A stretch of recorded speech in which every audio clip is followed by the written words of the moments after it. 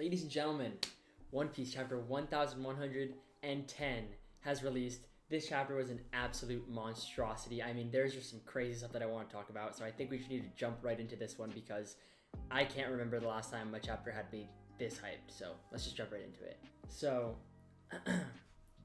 first, I gotta shout out my man Oda for some double spread madness. I looked and looked for the last time we had a full double spread panel that like lasted the whole page, right? Like no cutaways or like crammed in tiny panels. Literally the last thing I found was chapter 590 when Luffy says he still has his friends. It's been over 500 chapters. Over 500 chapters since the last time we got a panel like that. I think that is absolutely insane. And it just goes to show the gravity of the situation. I really put my bets on the Gorosei not being fighters, more like political figures, but I could not have been more wrong. The way they are portrayed in this chapter, their introduction is ridiculous. I mean, I've never seen anything like it. It really made me feel like this was a final reserve force coming out to like harbor the end of One Piece, which I really haven't gotten that feeling since like not nowhere, like maybe Kaido, and that's it. So I thought that was absolutely crazy. The next thing that I noticed about the chapter, which is actually before that double spread I just mentioned, is the introduction of the Gorosei's names in this chapter was pretty interesting. A lot of people have already spoken about this, about whether or not the Gorosei have devil fruits or if they're like just demons. And the way they are introduced in this chapter really, I think, put away, for me at least, that they are not devil fruit based. Every time a character gets introduced, you kind of see their name or their epithet and then like their devil fruit underneath. Like we see that with like King and Queen. A lot of the Blackbeard pirates have this. But for this, we see just their names with no kind of epithet or power. Gyuki, Izumare, Hoki, Bakotsu, and the Sandworm, all like very clearly mythological creatures, which again leans into the fact that maybe these guys are like yokai or like direct creations of Imu, right? I know a lot of people talked about how we got the Vegapunk clones this arc stemming directly from Vegapunk. The Gorosei being introduced this arc could kind of be like a parallel to that, like they are clones of Imu somehow in like this some nightmarish form. Whatever they are, I am really leaning towards them not being devil fruits after this chapter. I would almost say I'm like 100% confirmed on that. And I think we're going to see more of that with kind of how they try and like achieve their purpose through Egghead Island, right? We know not all of the Gorosei are here to fight. They are here to shut off this transmission, right? We saw, I believe, the bird, I don't even forget their names, the Itsumade is the bird, go after the Frontier Dome to try and get in and shut down the transmission. One of them went to disable the Pacifista. Some of them are fighting Luffy. We didn't even get to see what the Hoki does yet. I think a lot of people are like wondering if we're going to see all of their powers this arc. I, for one, didn't even think we were going to see their forms this arc. But I don't think we're going to get much more because their purpose isn't really to fight. It's to like prevent catastrophe for the world government, right? I do think we'll see more because the Giants showed up, which we'll, get into later. But I do think that because their purpose isn't solely to wipe out our protagonists, it's kind of like damage control. We won't get to see everything that we were hoping to see from them. So next up, I want to talk about the next segment of this chapter, which is finally what is seemingly the end of Lucci versus Zoro. I am disappointed. And I think that goes without saying. A lot of people agree with me, but Oda always does this with his characters, where if a character is too strong or like kind of throws a wrench in the narrative, he needs to pull them away from the action. We've seen him do this with Luffy so many times, right? In Whole Cake Island, in Fishman Island, in Dressrosa. It's okay, like he does a good job at doing it. This, in my opinion, was a very sloppy and lazy way of doing it. Seeing Zoro be able to take out Lucci the second he gets serious, I'm glad it kind of pushes the fact that Zoro should be stronger than Lucci, right? And this fight should have been like a low to mid diff for Zoro. I'm glad at least we got like that kind of confirmation. What I'm upset with the writing of this is that Zoro's comrades are in trouble. They're trying to escape, and he's holding them up. All things that should push him to be serious, right? And end this fight quickly. And the fight was them stalling each other for like 20 chapters.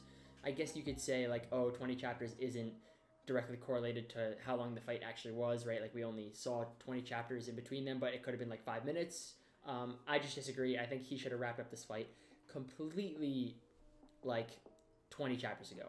It's just not a great way to bring him out of the story. Um, Especially if all he's going to do after this is just escape with the rest of the crew. I would be a little upset with that, especially after this kind of blatant stalling from Oda. I would hope this means Zoro's going to where Luffy is to join him, right? I think it would be cool to have Zoro kind of have an encounter with the Bakotsu, or I think Nazjuro is his like human name. Looks like a swordsman, maybe a potential Zoro opponent. I think it would be cool to see them interact. I just think this has been a huge waste of time for Zoro. And I'm disappointed about it. It should have been way quicker. We should have got Zoro back into the fray way sooner, but this is what happens with One Piece. You can't really complain. So, and then we have the end of the chapter, which left me with the most open-ended kind of thoughts about what is coming next, where the Giants have a reunion with Luffy. I was grinning ear to ear when this happened. Just the callbacks to Little Garden, I love it. I love the Giants. Dory and Bragi are awesome. But I had a lot of question marks for what's coming next, right? It really left me thinking, how strong are the Giants to be able to cut the Sandworm? I'm forgetting all of their human names now that we know like their monster names, but I'm just gonna call him the Sandworm. I think it's like his name's like Peter or something. I don't know. We see the Giants cut his head off, right? I thought that was pretty cool. Obviously, I think it's gonna be fine because we've seen the Gorosei kind of regenerate and like take no damage. But are the Giants going to be a force to be reckoned with for the Gorosei? Are they going to be a main factor in helping the Straw Hats escape? Are they going to be just like dragging Luffy away, or are they going to actually do some damage? That's pretty much the main question I'm asking here. If I had to guess, I would say I would put my money on them kind of just grabbing Luffy away and running away, right? I don't see any of the Gorosei falling this arc. I always thought Saturn would, but now that there's 5 of them, I really think they're all going to get away, and we're going to kind of save them for future fights, especially since we don't know how to damage them. But regardless, I also think that now is not the time for us to find out how strong they are, because we're not at the end of the story, and this chapter, their introduction, made it very clear to me that these are end game opponents. Which then brings us to the main question that everyone is asking now with this chapter: how strong are the Gorosei? Are they stronger than admirals? Are they weaker and they're kind of just like a reserve force to like kind of prevent, almost like a CP0 for Imu, like trying to prevent catastrophes for the world government? Are they the top of the verse? Are they not as strong as Luffy? This is the question. If you ask me, I would say the admirals are stronger. And the main reason for that is that we saw Sabo, a character who is strong, but like I don't think top 10 strong, get out of a room with Imu and the Gorosei, like escape alive. I don't think it's feasibly possible for someone to do that with 5 admirals in the room. In the same vein, if you replace the 5 Gorosei on this island with 5 admirals, I still cannot stop myself from believing that the 5 admirals is a bigger threat. Whether that's because we don't know about the Gorosei's true abilities yet, right? Like the fact that they can't be damaged definitely kind of puts a stake in my claim there. I just can't help but feel like these guys are as menacing. Menacing is the wrong word because they do look scary, but they're as much of an impotent threat to the Straw Hats as 5 admirals would be, right?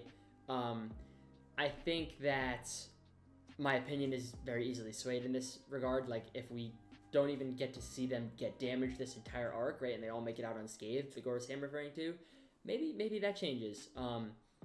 But I think for now, I don't think they're as strong as people make them out to be. I think they just have a unique set of abilities in order to maintain the structure of the world for their god Imu, if that makes any sense. I do think what we did see maybe hinted us towards some potential matchups for the future, though. The fact that the Bakotsu has a sword and can tap into the underworld, you know, if the Gorosei end up not being like the main opponents for the Straw Hats in the end, it could be just like a Brook opponent because like, you know, they're both like tap into the underworld, or it could be a Zoro opponent because he has a Kitetsu blade. I know some people were debating if it's a black blade. I don't think it is. I think it's just hockey, but regardless, I think Dragon matching up to like the Hoki. I know there were some people who were talking about how boars in like ancient mythology and like dragon serpent symbolism like clash at each other. I'm not sure what kind of mythology that's from, but you know, we know Oda loves his callbacks to like literature and stuff like that. I think just their powers this arc, or in this specific instance, won't really display how strong they are, more so what their matchups will be, like I just said, and also just like that they're here to maintain the world government and go into damage control mode. So I do think we are getting a 1 month long break after next chapter though. So maybe everything I just said is false. Maybe some crazy stuff happens next chapter and we're left on a huge cliffhanger and one of the Gorosei does go down. That's not up for me to decide. I wouldn't put my money on it, but a 1 month break. The last time this happened was 1086 and 1053, and those chapters, if you go back and read them, left us with crazy cliffhangers. So I'm expecting some goodness next week.